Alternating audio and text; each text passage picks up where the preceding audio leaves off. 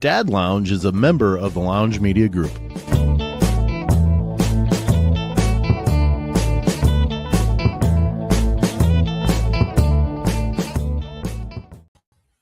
Isn't that just like dad loungy music?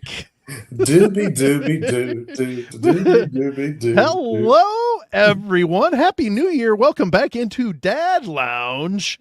Happy New Year's, gentlemen. We got Matt. If you're just listening, if you're watching, you know, but if you're just listening, we have Big Matt and Lance. Little Matt is single dadding it right now because the wife's out of town. So he's got dad jobs to do.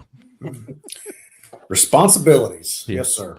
So happy New Year, gents. 2026 celebrated much differently than the year 2000. Yes, it was. There are a couple of things when it comes to the old New Year's that, you know, and I don't know what it was about this year that actually made me sit and think about it, is how different my celebrations as an older gentleman are compared to what I was back in the year 2000. You know, they're in college, doing maybe not so healthy of things that I shouldn't have probably been doing, but that's part of the growing process, and that's what I did when I was younger. Guys, I don't know what you did, but I went to a buffet in Mount Victory, Matt, that they're just opening, so they were having a buffet on New Year's Eve, and then we just went home. It was me, my wife Bree, and our youngest Joe, and we went to eat. We went home, and Joe went downstairs and played. I fell asleep on the couch until about 11:55 when Bree woke me up and pulled Joe upstairs. We watched the ball drop, and that was it. That was the extent of my evening when it came to New Year's. I don't drink anymore. We don't go to, I mean, if we were invited to parties, we would go, but we just, it's not a big holiday for me any longer, other than, all right, one more trip around the year, or around the sun. Well, what do you define as parties as an elder statesman now? As an elder statement. Party meaning a gathering of more than like 6 people, basically. I mean, I've had gatherings at my home the past few years where it was us 6 and then a couple of the boys' friends or whatever. I don't really consider that a party, really. I mean, it's just kind of the boys had some friends over. We were sitting there. We watched, hung out and played some games and stuff. But a party is, having different families. To me, anyways, 10 to 15 or more people that aren't your family members, just or not your immediate family members, obviously, is what I'm getting at there. And I don't know. Maybe some hooping and hollering and laughing and a little toast at the new year or whatever, and going out and shooting fireworks off, whatever. Or not. So, or not, or in our case this year, Matt, or not. But how different were your New Year's compared to what they were when you were younger? Well, I was just telling Matt before we came on, it was the lamest. I'm just almost embarrassed at how early I fell asleep, Sam. I mean, I was out probably by 10 on the couch. Eastern or Central? Central. Yes, I've got that down, to a T. But yeah, I was out by 10, and we didn't even have anybody over. We didn't go anywhere. Did you wake up for the ball to drop though? No, because you don't watch the Dick Clark Rockin' New Year's Eve because that drops at 11 your time. Exactly. I mean, you mean the Ryan Seacrest? Well, it's still the Dick Clark Rockin' New Year's Eve. Come on. This is how lame we are, Sam. We went to bed before midnight, and the fireworks actually woke us up. How sad is that? We used to be cool. Matt? No, we do a thing because Burl has family that comes in from out of town. So we have her family comes over, and like my dad comes over. And so there's, I don't know, 15, 20 of us, like family. And basically we do cheese fondue. We make a cheese fondue. I smoke some steaks. and we just have like a little Beautiful. dinner with like smoked steak and some other vegan options, and then we do the cheese, we do the chocolate, and then for the younger kids, we will literally look on YouTube for the 2026 fireworks from various I was places. gonna ask. We did Dubai and Sydney and London. Then the younger kids go to bed. Yep. And then, although my youngest stayed up this year, and we try to make it to midnight by watching the Dick Clark New Year's Rockin' New Year's Eve bash, whatever it is, whatever they had artists from like the 80s and 90s this year. Yeah. I saw that. Took us back. Nice. So like me and Elliot and Lacey, and we were kind of like, this is from our era, and Adele and Avery and the kids were looking at us like, this is kind of lame. And I was like, well, No, this some of them did struggle this year, but some of them weren't that bad either. I heard 50 Cent come on. I'm like, what? I did a double take. Then Tina Turner came out. Yeah. And then they were like, Greta really wanted to watch Mariah Carey. I'm like, holy cow. I was hoping for Creed, like Scott Stapp come out, but didn't happen. I was gonna ask, and Lance, your kids are a little bit older, but we did it for Gavin, and he's kind of in your kid's age range as well, a little bit, at least at the bottom part of it. I guess he's 23. Sure. We used to do the early New Year's Eve for the younger kids when they were younger, or when the kids were younger. Did you do that for your boys? As far as an early New Year's Eve? Yeah, do it at like 9 or 10 or whatever, and get them to bed so you could, Yeah, absolutely. Especially when we were younger and we wanted to have the adult New Year's. Correct. Yes. If you will. Yeah, absolutely. Yeah. Yeah. Sure. Some people say that's cheating. You shouldn't do that. Why? What is a big deal about it, for crying out loud? The kids ain't gonna remember that they went to bed 2 hours before New Year's. They're gonna remember watching the ball drop. And it's New Year's somewhere else, anyways. I mean, right? Yeah, right. It's New Year's somewhere. We always did the Italy, since we had Italian exchange students. We were always like, all right, it's New Year's in Italy. And it was like 5 hours beforehand. So it's 7 o'clock. We're counting down the new year for them. Yeah, well, we were going through like just trying to find the best fireworks one year. So like London's are usually pretty good, and so are Sydney's. Those are two of the really good ones that for the people out there who are searching for New Year's fireworks. Those are two of the better ones that go on and have decent music to go with them typically. Mm-hmm. But yeah, for 1 year, I like bookmarked them all. I had a YouTube bookmark, or I wouldn't that station, but like a folder playlist. It's a playlist created for. Well, and Australia, they're in New Year's like 12 hours before we are, so it's like you've got them well in advance, so you can play those anytime and be like, all right, bedtime. Yeah. But yes, my New Year's was markedly different. I mean, I quit drinking probably close to, it'd be 6 years ago. And for the most part, that's what New Year's Eve was for me most of the time, was, hey, where am I going to, go party? And since I don't do that anymore, we still go and hang out. We've gone and hung out with people, but it's not the same, I don't know, weight that it used to carry back when I was younger. It just is not something that, this was the first year that our boys, other than Joe, were all at friends and stuff, and,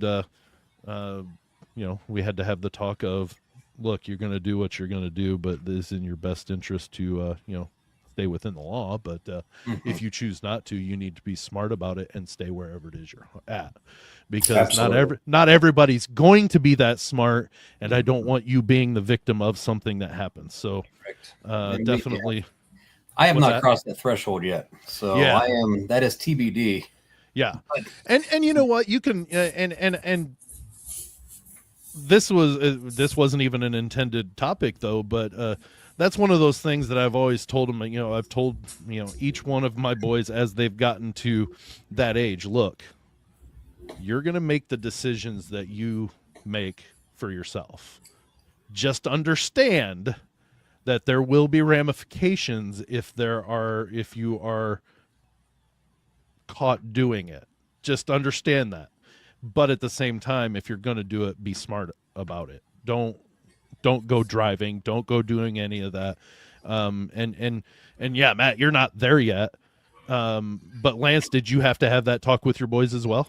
Oh, absolutely. Yeah. I mean, and what I was going to say is, once, I mean, you talked about kind of staying home and having that talk with them. Well, once we started having those conversations with our boys about all the idiots in the streets or, driving around drunk, that's when we essentially are like, well, we can't be out driving out, Right. around if we're going to have those conversations. So You got to practice yeah, what you preach, in other words. absolutely, because they're going to pick up on that, and Yeah. they'll, yeah. So yeah, it was much needed, and Matt, you'll appreciate it at some point, but it's tough conversations, but absolutely needed. So Yeah, and yeah, that's I mean, and do I know whether my boys have done that?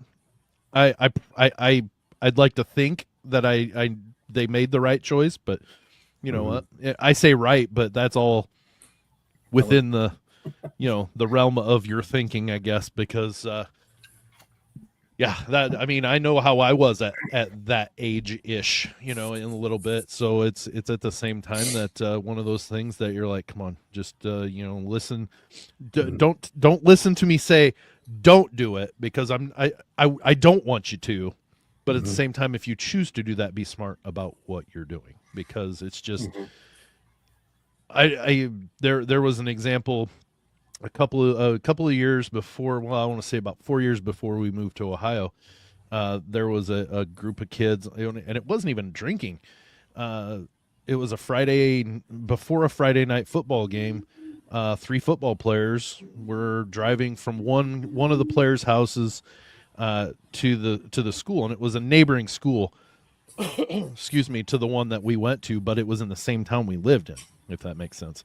But they decided they were going to drive at very high speeds and try to beat the car at the stop and blow the stop sign, and misjudged how quickly that other car was coming, and they T-boned them, and 2 of the 3 passed away. And I told my, at the time, Gavin and our exchange student, look, I can't live with you guys not being around. I said, to our exchange student, how am I going to explain that to your parents? I said, so you've got to tell me where you're at, and and things like that. That my boys are kind of like, why do you always need to know where we're at? Because I care about you. That's why I need to know. It's not because I want to be a tyrant. It's I want to know, so if something happens, I know where I need to go. Or no, my kid's not there, because I know exactly where they're at. And I said I couldn't live with myself if I had to call your parents in Germany and tell them that you were no longer here because you were in the wrong car. And so the wise choices. I know that doesn't have to do with drinking necessarily in New Year's, but it was definitely, those are some hard talks to have, because you don't want them to be scared, but at the same time, I want them to be just scared enough. You know what I mean? Yeah. Yeah, and appreciate the the blessing and luxury that is getting to be independent and driving, and Sure. so that it's not them, but you want to also give them enough trust until they give you a reason not to trust them. So that's the big key. That balance of how much leash there's. You want to give them a leash, you don't want to hold them too tight. You got to extend the leash, but it's like how far you extend the leash, kind of is determined by how well you manage the leash that you're given. Yeah. And the question of, and I'll share this part. Ethan, our 17-year-old, who is living, at home still, and he's got a job. Part of the job, potentially, the place he works delivers.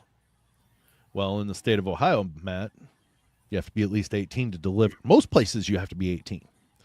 And we found out that he delivered the other night. And I said, look, there are a couple of different things. I said, first off, state of Ohio says no. So that right there says you cannot deliver. End of story. But secondly, the amount of insurance that our car has doesn't cover you to be a delivery driver because you're on the road longer and more and driving around. I said, so if you get in an accident while you're delivering, the insurance won't cover it. I said, and plus what happens, and it was a night where we were getting a little bit of snow, and I'm like, you've been driving for about 8 months. I really don't think you're ready to drive heavily in a potentially slick roads, and you just don't know what the car's going to do or when it's going to hit. And there was a little pushback. I said, look, here's the thing. Here's the thing. A, it's my car. If I say you're not going to deliver in my car, you're not delivering in my car. But B, I started with A.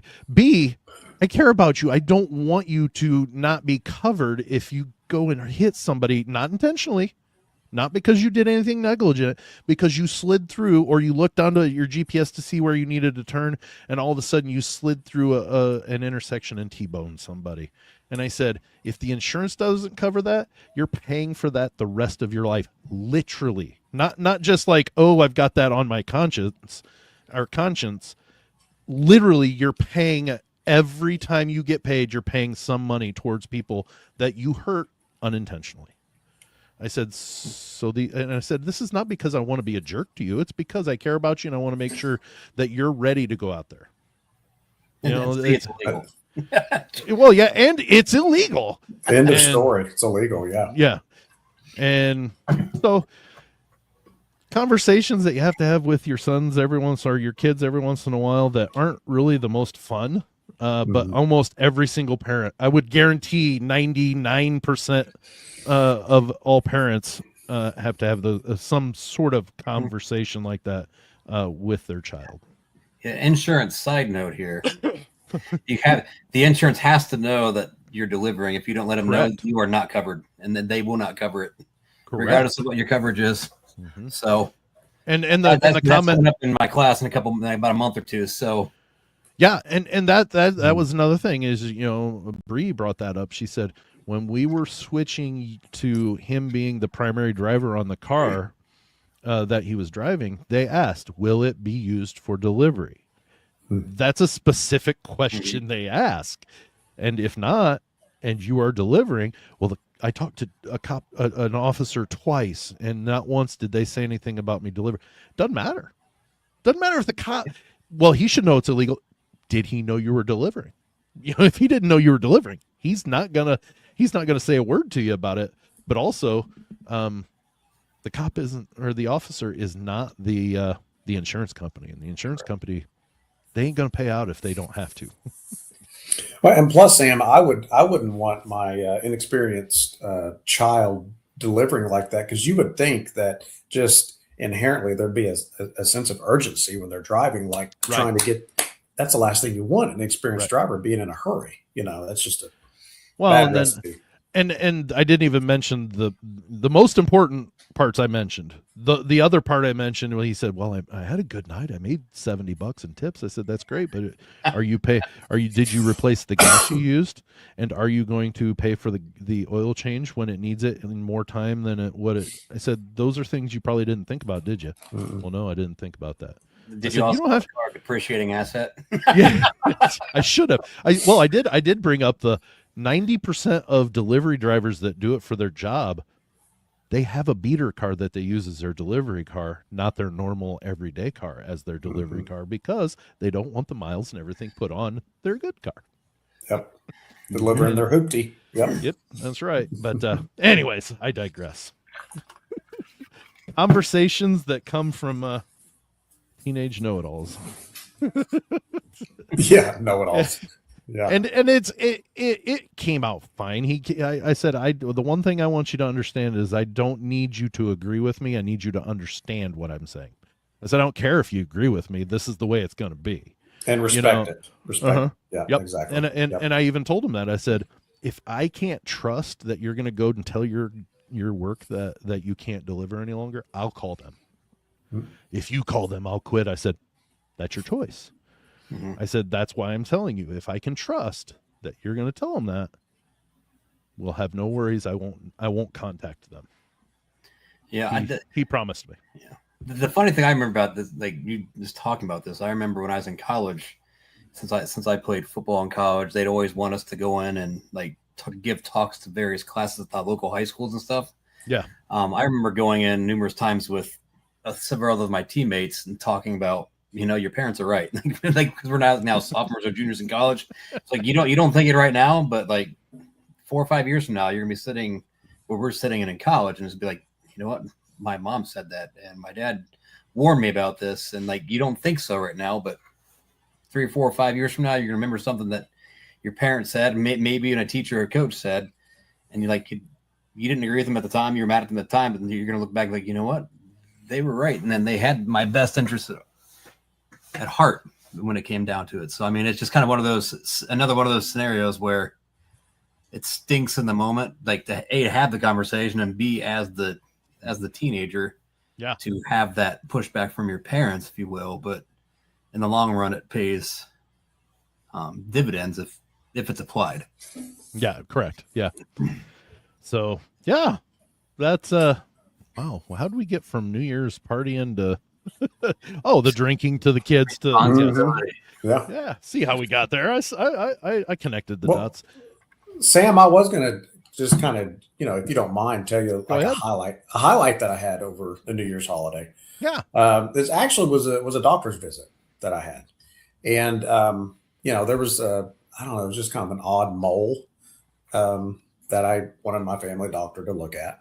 And, he looked at it, and he kind of had this look to his face, and he's like, they all look like that. You should have left it in the garden.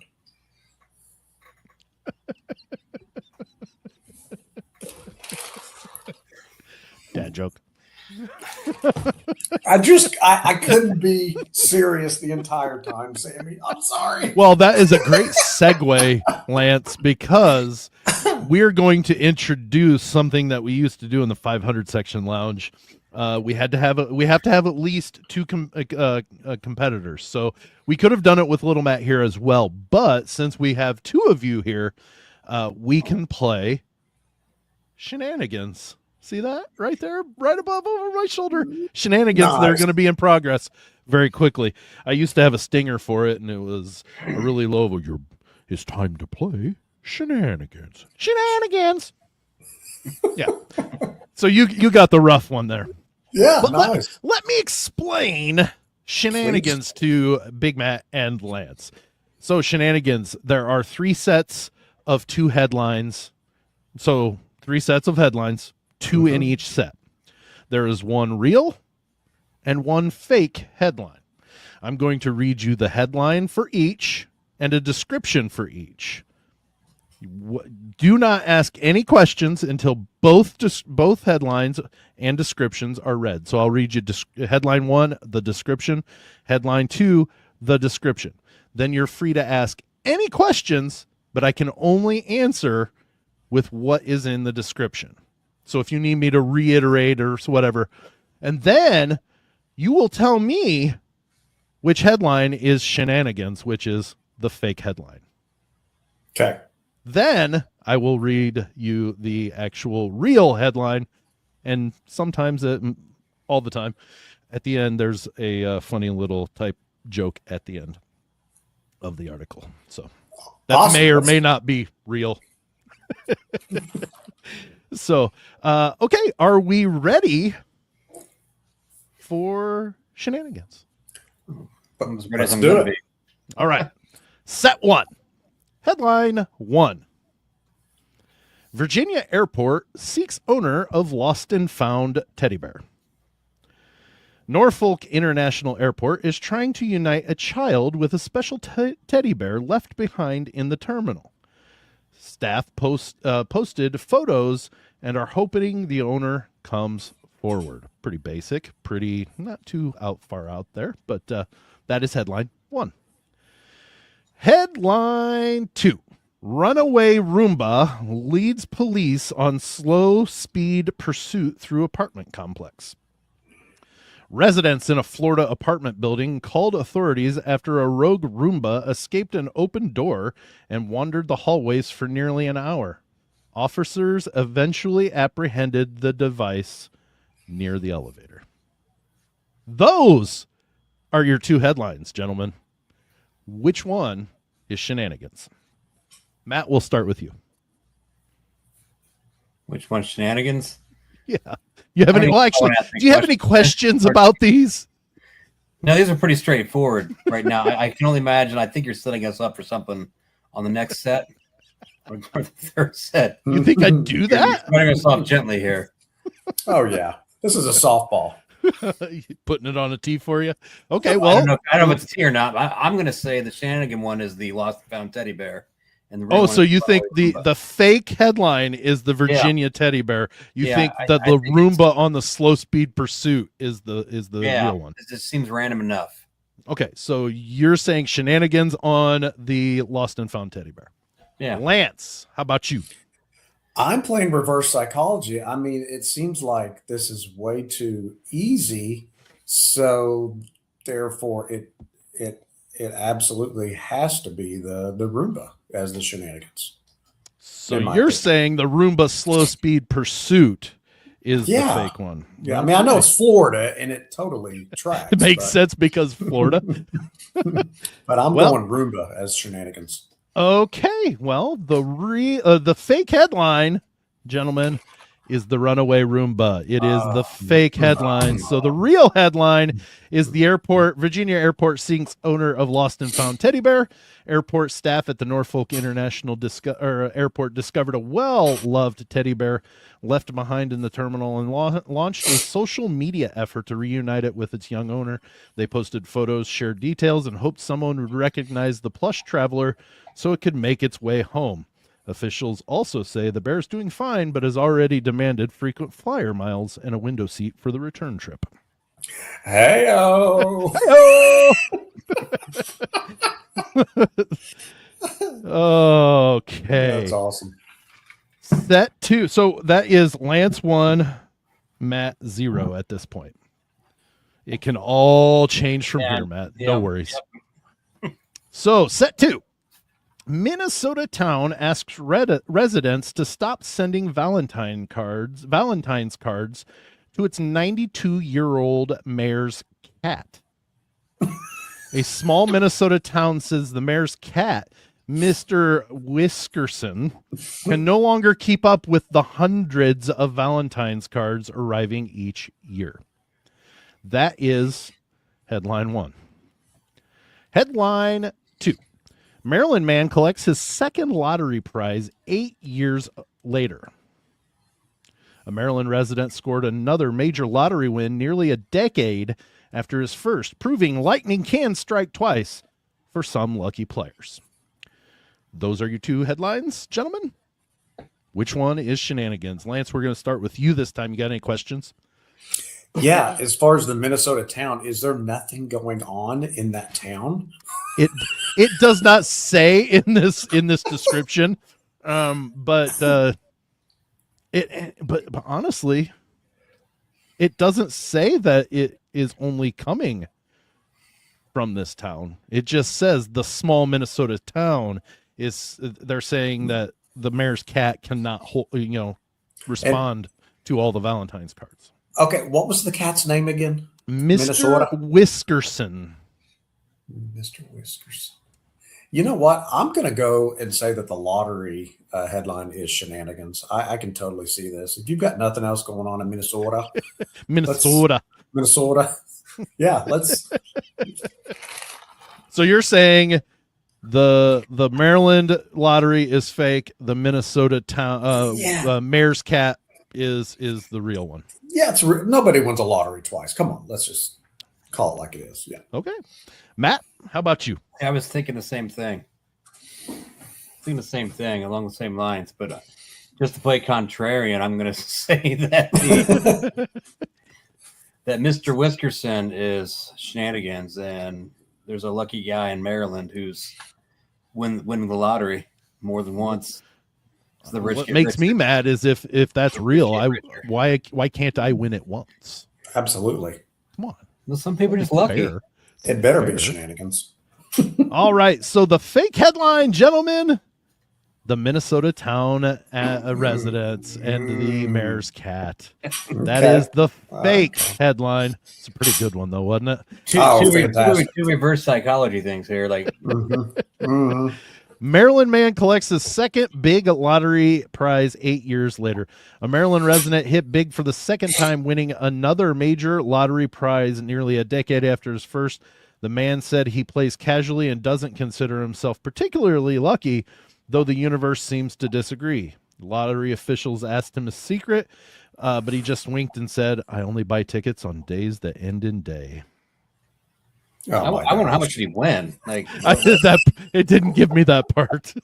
End in day. Is it like $500? And he went like, "Oh, it's substantial lottery." It said major prize, so I would say that have to be at least 50,000 or more, right? It was a major award. That's a major award, which coincidentally I had to have something notarized today, and I walked into the lawyer's office. Secretary or the receptionist had a leg lamp on the desk. I said, I walked in and went, "That's a major award." She goes, "Yeah," and just went and got my person to notarize. All right, so each of you have gotten one right, and each of you have gotten one wrong. So it's getting competitive. Let's go. We're down to this. What'd you say, Matt? I'm playing the odds here. This one. Well, you're the first one to go this time, unless you want to do rock, paper, scissors to see who has to go first. So I like him going first. Yeah. Set 3.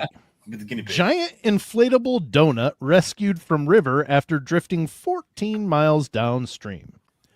Firefighters in Oregon retrieved a 12-foot inflatable donut that broke loose from a bakery's promotional display and floated miles downriver. That is headline 1. Headline 2. Portable X-ray locates heirloom rings thrown into hospital trash. Hospital staff used a portable X-ray machine to track down a set of heirloom rings accidentally tossed into medical waste and successfully recovered them. Those are your two headlines, gentlemen. Which one is Shenanigans for the Shenanigans 2026 title? Well, the first one. Seem both like legitimate here. Don't they? I was expecting way more off the wall stuff here. Well, I had to dip your toes into this one, guys. Come on. They will get crazier. These seem too real. That's the thing. Well, I don't know. I'm just gonna go and say the most obnoxious of the two would be the X-ray machine locating the heirloom rings. So I'm gonna go with that since the game is called Shenanigans, and I'm gonna say that's the real one, and the donut is Shenanigans. The giant inflatable donut. More realistic. The giant inflatable donut is the Shenanigans headline. Yeah, I don't know why. Just that's the way I'm going. Just the way you're going. Yep, absolutely. Yep. Lance, how about yourself? I just cannot even envision the hospital scenario, so I'm going to say that one is Shenanigans. You can't envision that? I'm just trying to win. Well, you both went one each way, so that means we will have a winner. The fake headline, gentlemen, is the giant inflatable donut rescued from the river. So that means the real one is the portable X-ray locating heirloom rings in hospital trash. Is real. Well done, BM. Well done, BM. Yes. Hospital staff used a portable X-ray machine to track down a set of heirloom rings that were accidentally tossed into medical waste. After scanning bags and sorting through debris, they successfully recovered the jewelry and returned it to the grateful owner. The rings reportedly thanked the staff and promised to stop taking out the trash so literally. Very nice. Wah, Very nice. wah. Wah, wah. Should have made that the first one. That way we would have built up to a good one. But that, my friends, was fun. That was fun. That is Shenanigans. I like it. Oh, wait. Hold on. This get more interesting with three people, though. Oh, it definitely could get more interesting. But Big Matt, you are our Shenanigans 2026 kickoff winner. All right, that was. I'd like to thank. I thought you were going to go Lou Gehrig today. I consider myself. No, but no. Oh yeah, but definitely will get. It gets more interesting with the third person, and then also as I get into the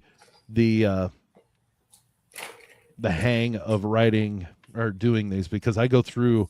I have a website. I don't tell where I get them from.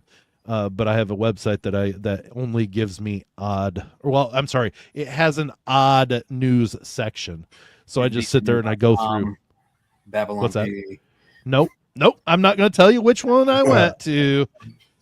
You're not going to get it out of me. But yeah, I take the right ones and then I try to look through and see one that I think I could morph into something differently, and sometimes I'm really good at it, and other times it's like, come on, dude, you're really stretching there. But these were all right. Yeah, they were at least comparable to one another. You know, I mean, well written by you, Mr. Sprunger. Good job. But yes, so that's a one thing that we thought little Matt and I thought would transition over into the Dad Lounge really well from the 500 section. So even though the 500 section is retired, parts of it still live on. Well, I guess. Hey, Sam, I've got a question for you. And I don't want to end on a potentially bad note, but as a Purdue fan. Uh-huh. Are you asking football or basketball? Well, football. Okay, well. How are you liking the football playoffs? Oh, you know what? I knew you set me up for this as soon as you said football. Excuse me. I hate the fact that Alabama put me in this position.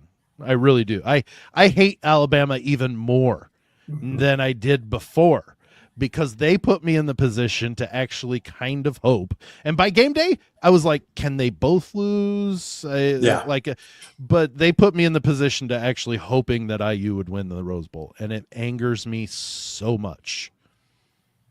I dislike the SEC in the way that they're so arrogant about things that it's just like, come on, yeah, you've got some good teams, but let's look at the fact that 2022 is the last time you won the national championship, and there's little chance. I don't think they're beating Indiana. I don't think so either.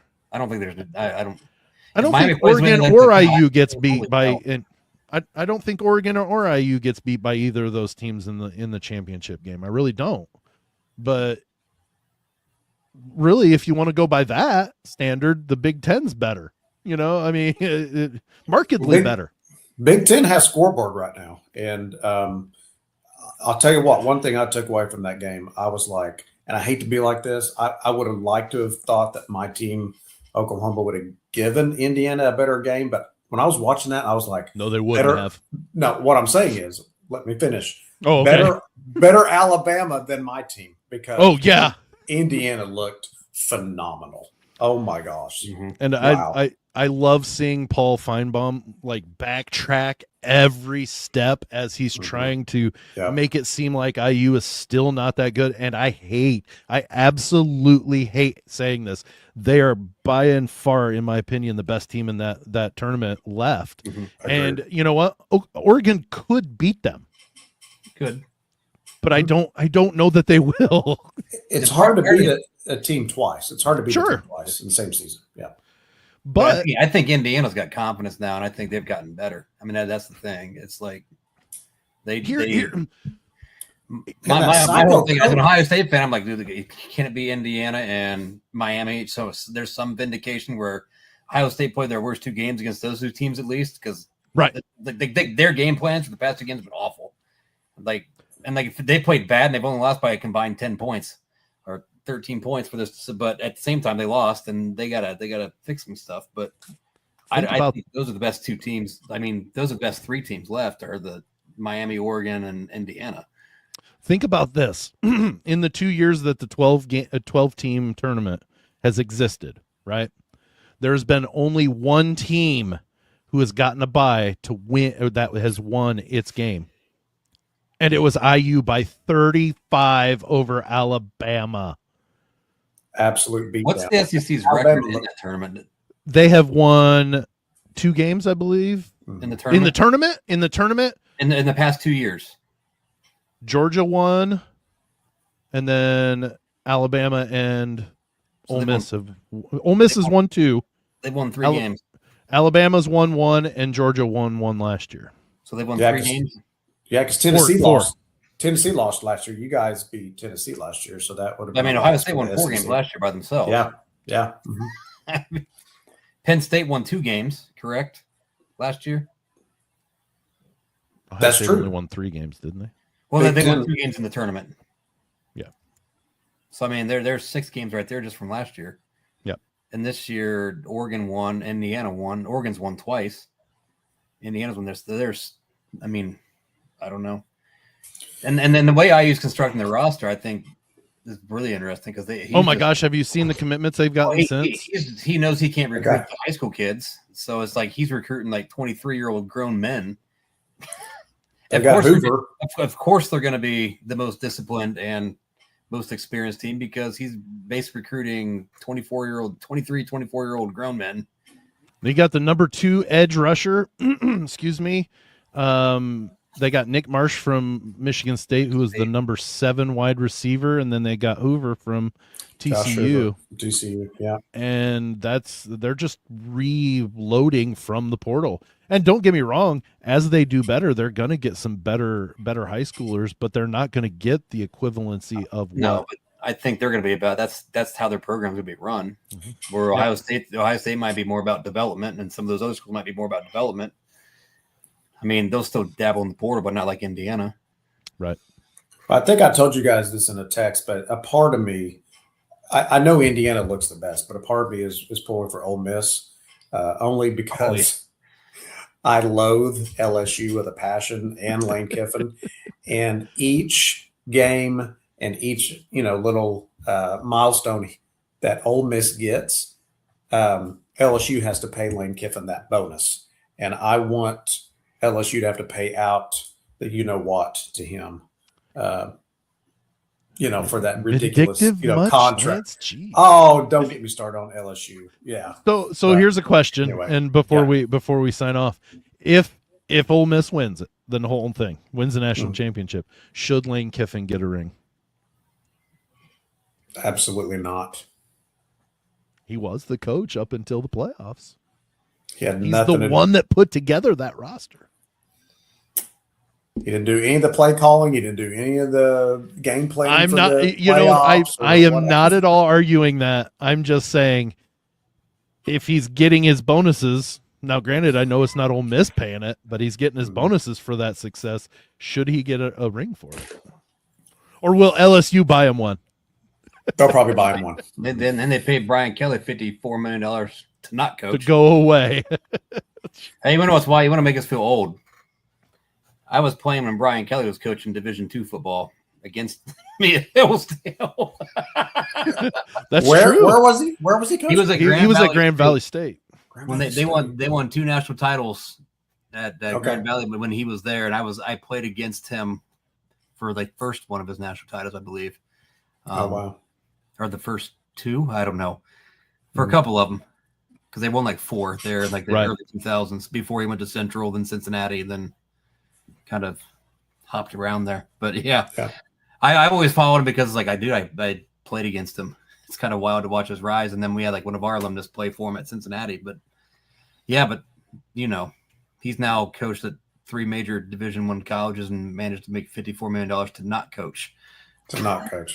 What a gig. Yeah, no kidding. That's rough. It's not quite Jimbo Fisher money, but yeah, right. Jimbo made what, 72 or something like that? Yeah, but the wild thing was they wanted to fire him the year before, but it was $84 million. Right. They couldn't. That's too much. The 72 million's fine. 72 is fine, but 84 is way too much. We're Texas A&M here, man. We're not paying $84 million next year. 72 is not bad. It's bargain. Insane. It's insane. It's a deal.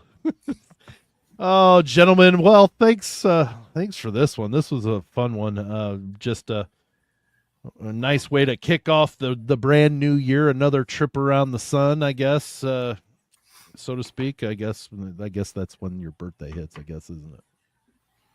No, anyways, but yeah, what a way to kick off 2026. You got introduced to Shenanigans. We'll get to be a little crazier and get a third person in here, and that makes it even more crazy because then there's a little bit different explanations and when you get little Matt hearing these, he gets some crazy things going as well. So his mind works a little differently. So but it's a good time. So but hey, it was a good one. Let's do this again in a couple of weeks. And thanks everybody for joining us on this episode of Dad Lounge, and we'll see you next time.